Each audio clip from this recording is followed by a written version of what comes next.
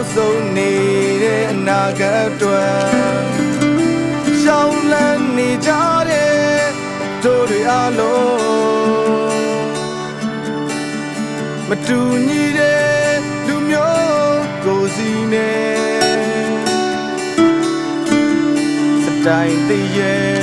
ကြောင်းတော်ကြီးမှာဆုံတွေ့ခဲ့ကြတယ်ဝါခီထရတာပါလေချေကိုလေးရကြည့်ဖို့မိုးမချတာပေးတဲ့စကန်တဲ့ကြောင်းတော်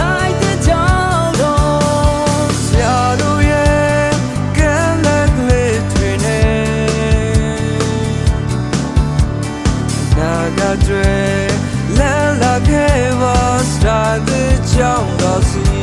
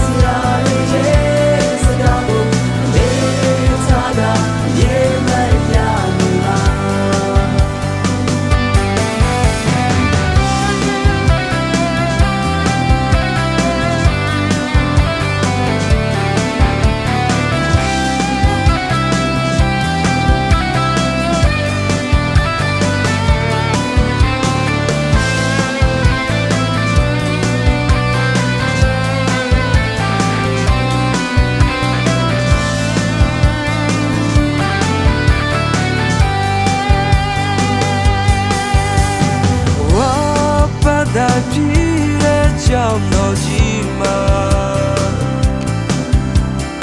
အောက်ချစ်ခိုင်အောင်လို့ရဲ့ဘဝရဲ့မြေဆုံးဖို့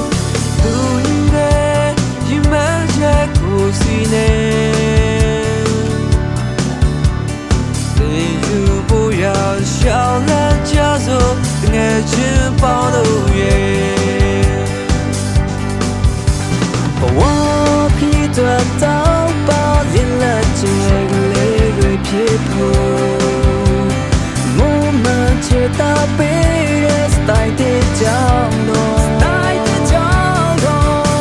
เสียดงเย็นกันละกันเลยด้วยเนี่ย